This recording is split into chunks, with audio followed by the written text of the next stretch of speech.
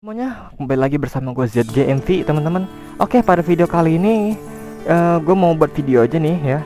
Gue pengen buat video bagi teman-teman yang nanya, bang, CBR 150 RK45R worth it gak sih dibeli tahun 2025? Jadi gue di sini bahas tentang si CBR-nya aja worth it apa enggak di tahun 2025. Kalau kalian mau pembahasan lengkap dengan gue bahas rival-rivalnya, kalian bisa tonton aja video gue sebelumnya ya. Itu gue udah bahas teman-teman. Jadinya untuk khusus video ini gue bakal bahas apakah si CBR 150 RK45R ini worth it dibeli di tahun 2025. Oke, kalian simak terus video berikut ini dan gue sambil jalan aja guys ya, karena panas juga di sini terus cuy. Lihat dah, matahari di belakang gue pisan. Kita sambil jalan aja guys ya. Oke guys, jadinya untuk video kali ini worth it gak sih CBR 150R K45R dibeli di tahun 2025? Gue bakal bahas ya di video kali ini.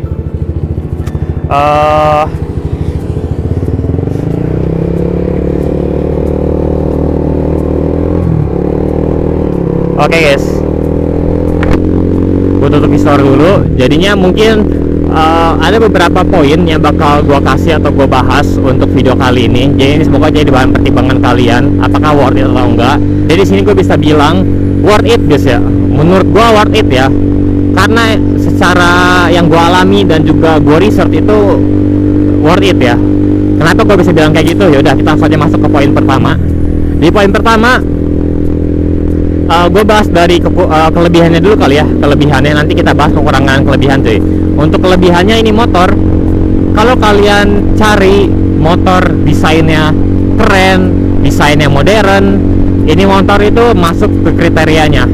Karena apa? Ini motor tuh mirip banget sama si CBR 2.5 atau alias 250RR, yang dimana modelnya itu sama persis ya. Si CBR 150R ini sama si CBR 2.5. Makanya menurut gua ini worth it banget sih. Jadi kalian kalau mau ngidam motor CBR 250 tapi budgetnya minim, ini motor masuk nih guys ya.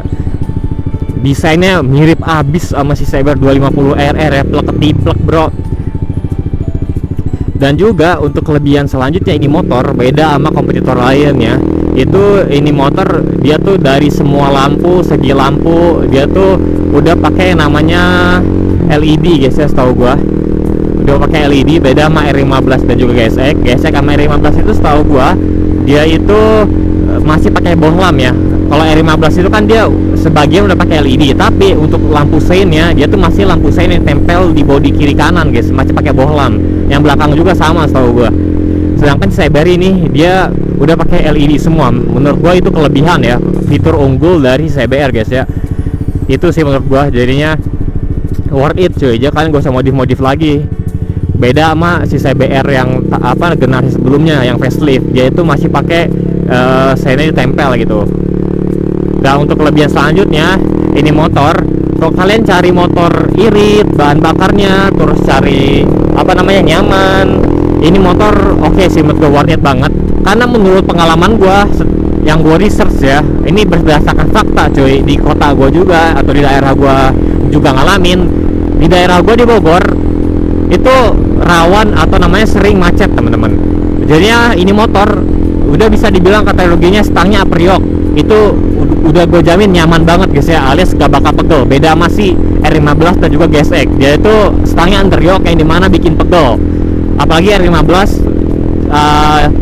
jarak antara stang dan juga tempat duduknya itu agak jauh guys ya, itu lebih pegel lagi. Karena kalau kalian tahu GSX sama R15 itu lebih nundukan R15 daripada GSX guys. Jadi ini motor cocok banget ya. Apalagi karakter mesin di CBR ini dia tuh DHC overstroke. Jadi untuk tarikan bawahnya atau stop and go nya ini motor enak banget. Walaupun kalau secara faktanya kalau kalian mau adu drag si CBR sama rival-rivalnya, ini motor ketinggalan jauh. Tapi kalau misal kalian dari awal start sampai ke menengah, ini motor menang si CBR karena dia menang tarikan bawahnya. Untuk menengah ke atas, ini motor ketinggalan jauh dari R15 dan juga si GSX. Tapi menurut gua ini poin kelebihan ya, karena kalau kalian tahu di Jakarta, mungkin di Bogor, pokoknya kalian search aja lah kota-kota yang sering macet, ini motor enak banget.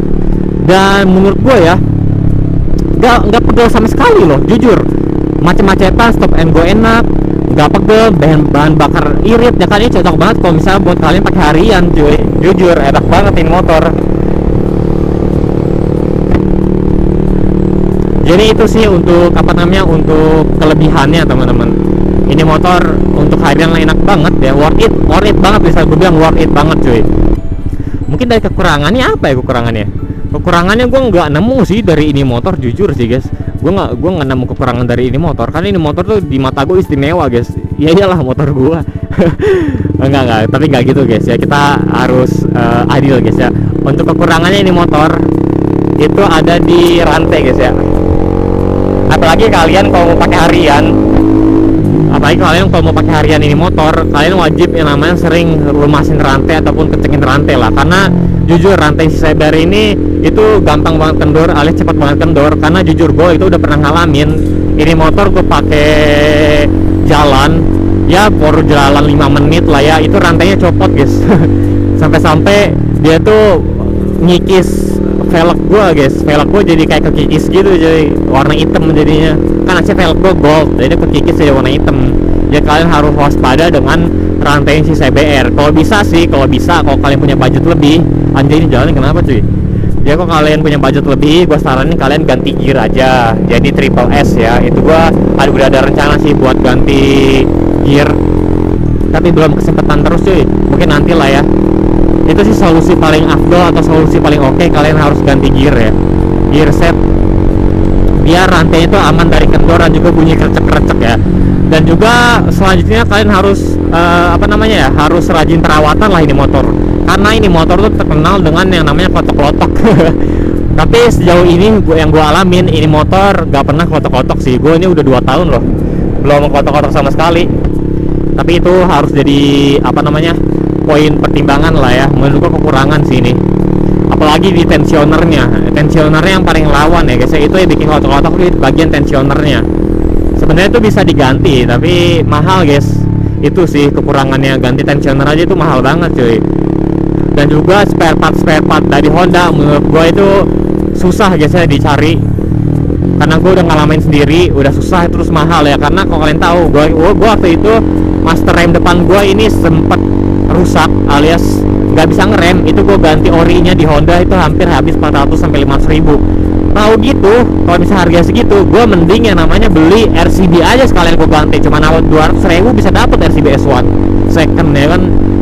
Itu sih partnya mahal. Dan juga kemarin gue mau ganti benik starter di Ahas, karena benik starter gue konslet.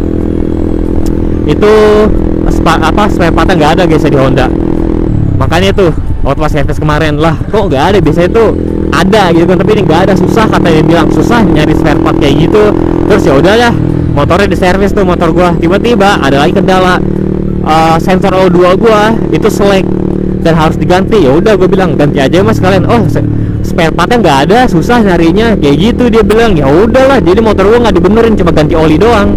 Itu menurut gua ya, spare partnya susah bener. Jadinya itu sih untuk poinnya. Kalau secara fitur, ini fitur sih masih oke lah fiturnya, walaupun dia tuh nggak ada kill switch, dan kekurangannya juga masih pakai kunci kontak kayak gini. Beda sama GSX, dia udah pakai keyless, dia lebih safety. Tapi R15 juga sama masih pakai ginian. Dan juga ini motor udah pakai assist and slipper clutch, jadi perpindahan giginya lebih smooth, lebih enak ya kan, lebih oke. Yang bisa gue bilang ya untuk si Cyber ini, kita muter balik aja guys ya. Jadi untuk si Cyber ini, coba kita lurus aja deh. Ya untuk si Cyber ini menurut gue ini worth it banget guys ya di tahun 2025. Karena apa? Karena kalau kalian tahu di negara Indonesia ini pasti ada yang namanya macet, pasti ada di mana-mana guys. Kalau kalian macet-macetan pakai gesek, pakai R15 itu udah pasti gak nyaman cuy, bakal pegel banget. Karena gue udah ngalamin sendiri guys ya. Gue pakai Cyber ini macet-macetan, ini oke banget cuy, jujur oke banget, nggak pegel sama sekali guys. Makanya gue bilang ini motor worth it banget ya. Oke, mungkin ini dibuat jalan kayaknya guys ya. Oke, mungkin teman-teman untuk kontennya segini aja video kali ini ya.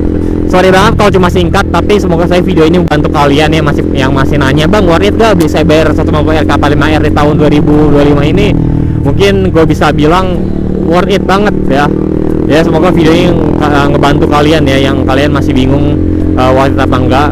Jadi udah gue jawab ya, ini worth it banget ya. Oke. Mungkin segini aja untuk konten gue kali ini cuy. Thank you yang udah nonton teman-teman. Wah ini jalannya kemana ini? Yaudah kita ikutin aja sambil lurus jalan. Oke, mungkin segininya untuk konten gue kali ini. Thank you udah nonton dan kita bakal bertemu lagi di next konten gue selanjutnya. Oke, dadah.